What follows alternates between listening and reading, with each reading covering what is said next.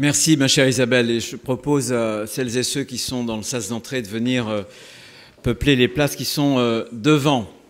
Bien, mes chers amis, je voudrais bien sûr vous saluer, chacun d'entre vous, les députés, les sénateurs, sénatrices qui sont ici, et vous allez me permettre de remercier tout particulièrement les intervenants. Vous verrez, ils sont de très très grande qualité. Je ne peux pas les citer un par un pour essayer de ramasser mon propos. Vous me permettrez peut-être d'insister tout particulièrement, de remercier particulièrement Jean-Pierre Chevènement.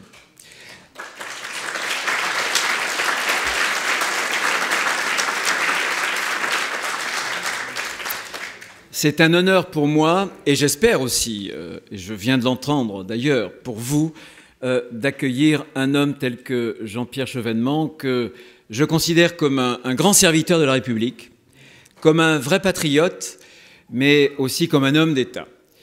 Il a su, sans doute mieux que beaucoup d'autres, y compris dans sa génération, articuler aussi bien dans son parcours politique les convictions, la réflexion et puis l'action.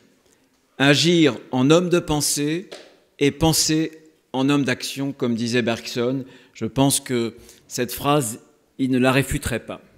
Alors bien sûr, nous ne venons pas de la même rive, bien sûr.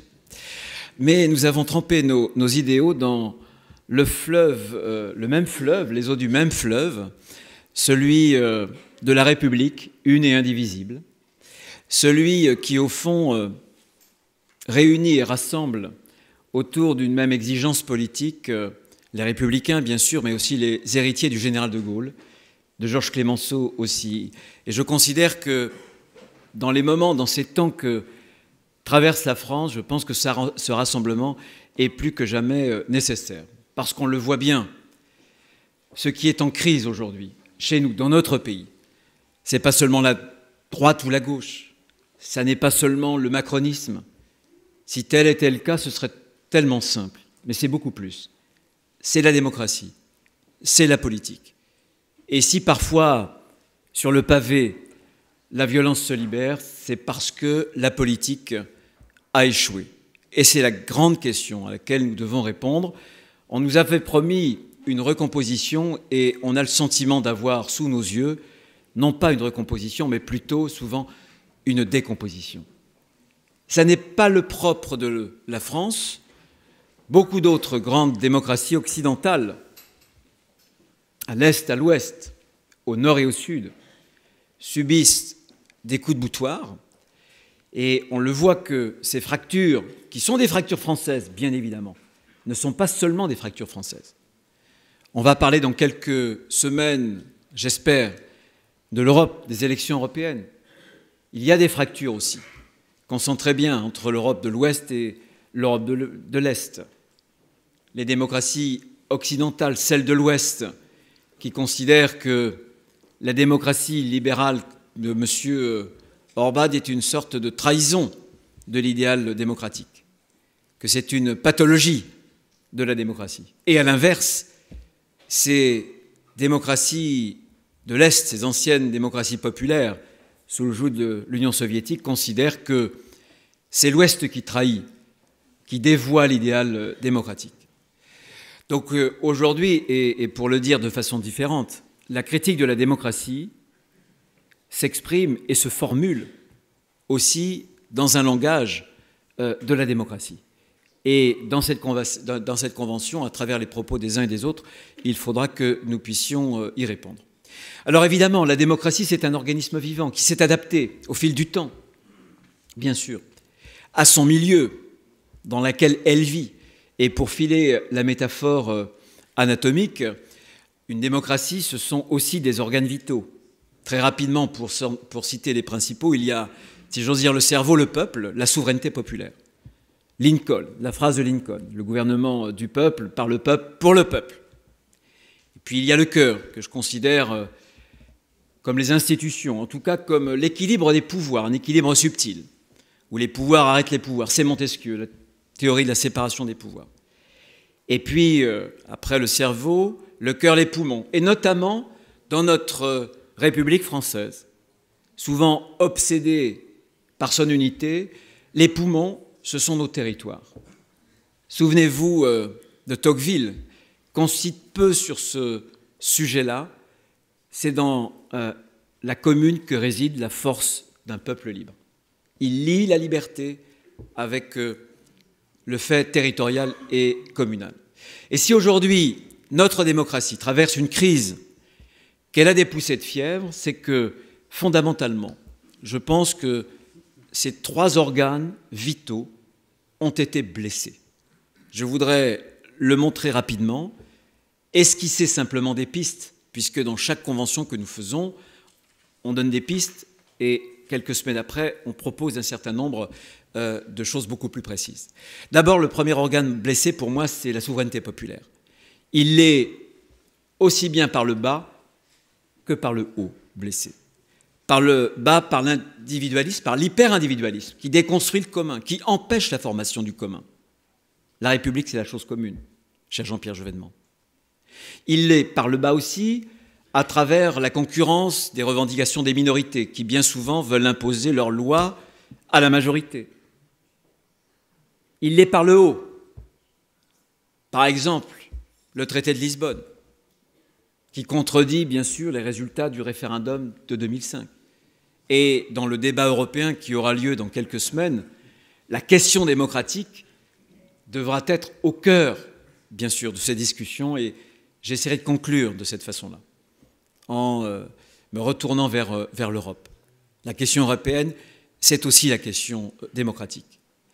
Donc, on voit bien que cet organe vital, qui est l'expression du peuple, la volonté générale, la souveraineté populaire, a été blessée.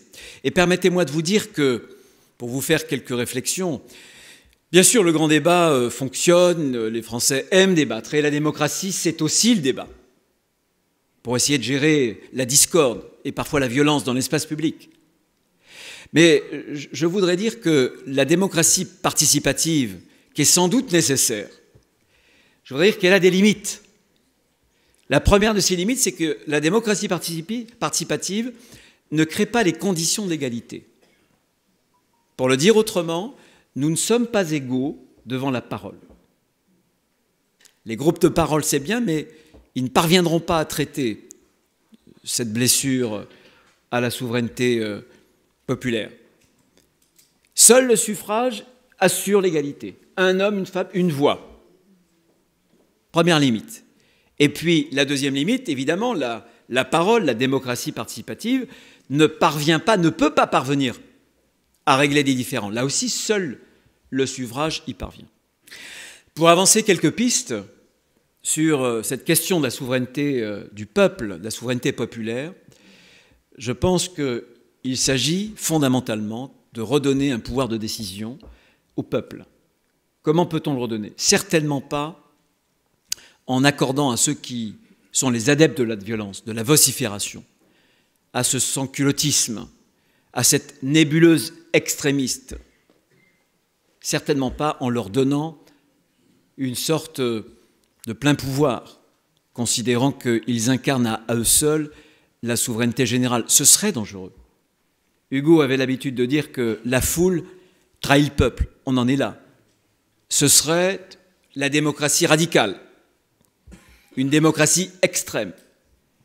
Et je pense que ça n'est pas la bonne voie si on est attaché à la concorde civile, comme vous l'êtes, j'en suis sûr. En revanche, je suis de ceux, tout le monde ne le partageront peut-être pas, qui pensent qu'il n'y a pas d'opposition, il n'y a pas de contradiction entre la démocratie représentative, et je regarde mes amis parlementaires, et la démocratie directe.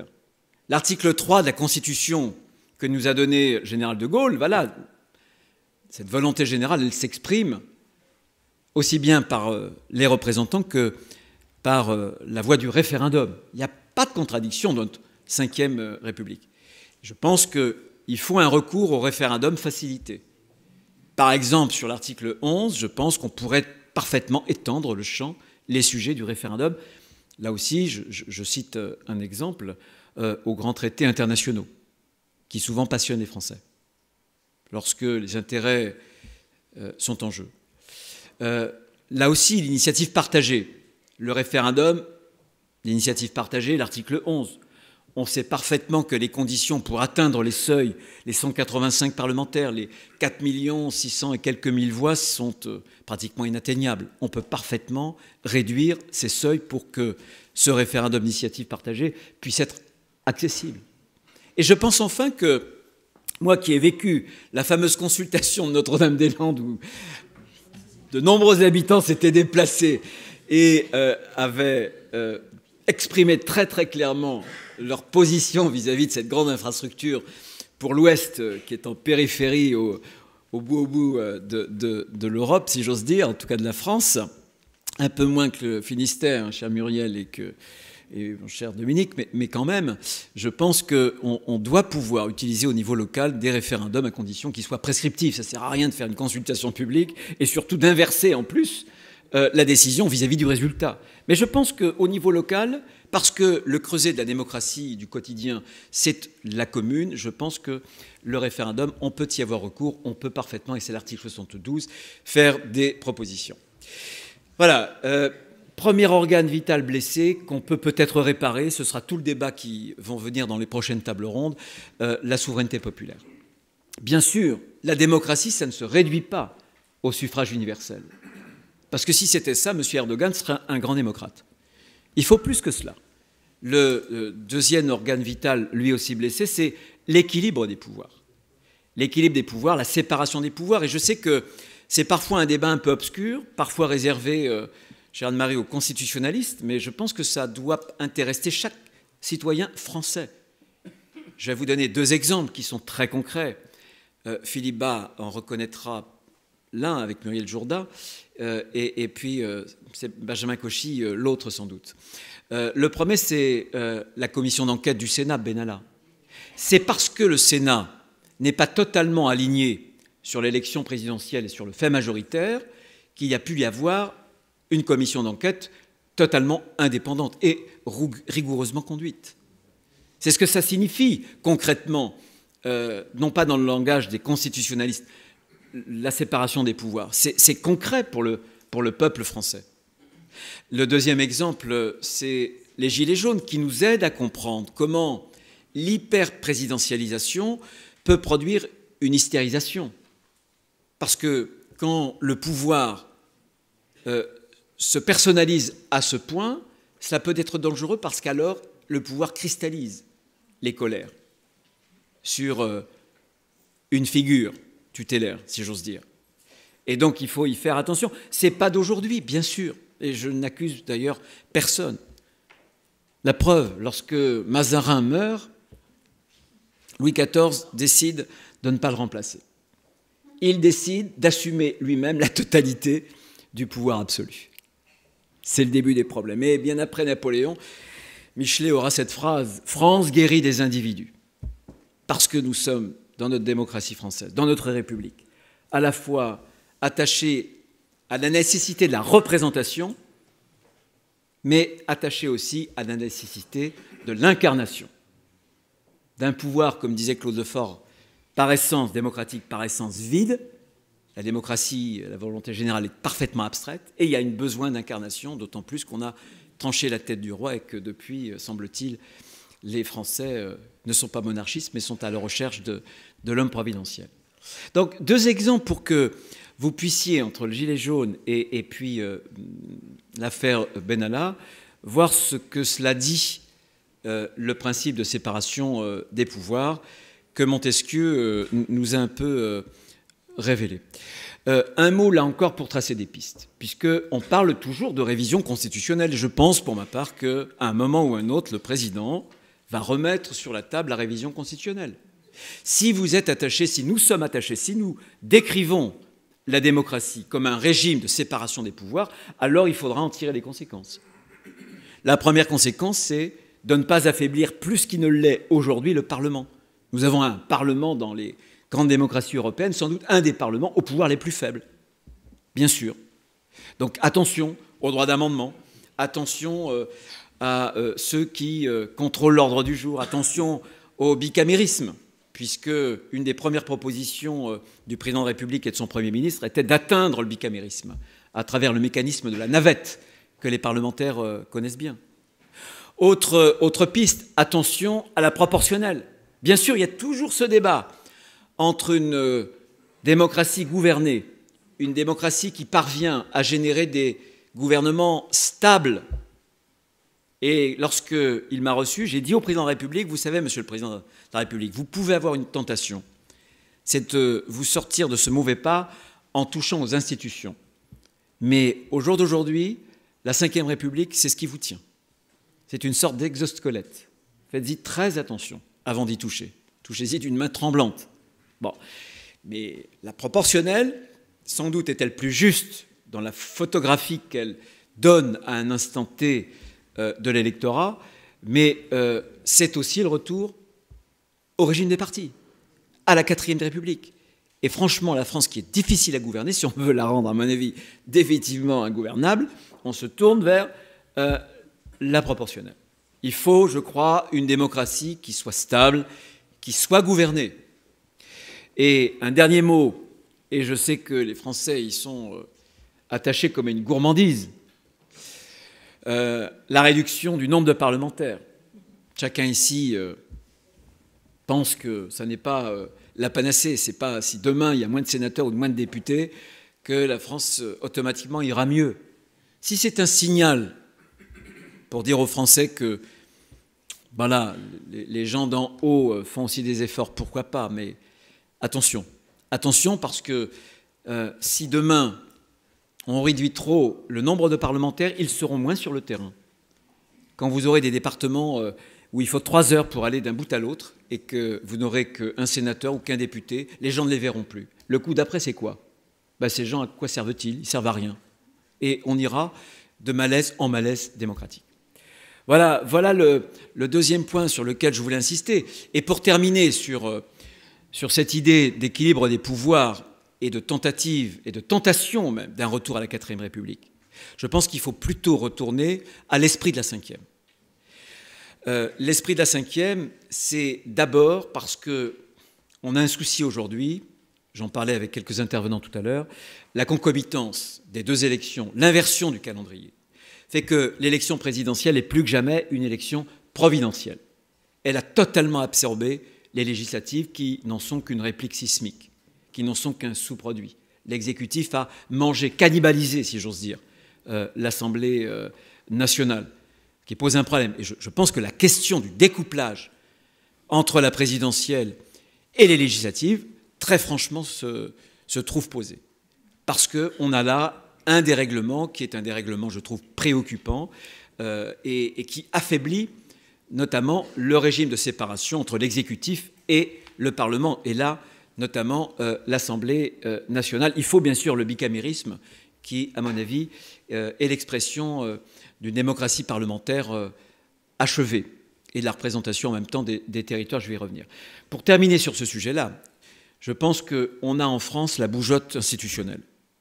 Je pense que les institutions servent trop souvent de bouc émissaire. Nous en sommes à la 24e révision constitutionnelle. Y a-t-il un autre pays occidental qui modifie aussi souvent sa loi fondamentale? Bien sûr que non. Bien sûr que non. Ce ne sont pas les institutions qui vont mal aujourd'hui en France. C'est simplement parce que la politique ne produit plus de résultats. Et les Français veulent des résultats. On pourra changer X fois les institutions s'il n'y a pas de résultats, si la politique ne produit pas une forme de puissance et donc des résultats, vous aurez beau les changer, vous n'arriverez à rien. Troisième élément sur lequel je vais terminer, les territoires. En quoi les territoires concourent à renforcer ou affaiblir la démocratie? Vous savez, un mot pour dire d'abord que la démocratie, elle est en Grèce, dans un espace restreint. Et que, pour moi, le creuset, et en tout cas la démocratie du quotidien, c'est souvent la commune. On voit en France aujourd'hui que jamais il y a eu autant de démissions de maires, d'adjoints, de conseillers municipaux. Je vois quelques maires que je salue en même temps dans la salle. Jamais.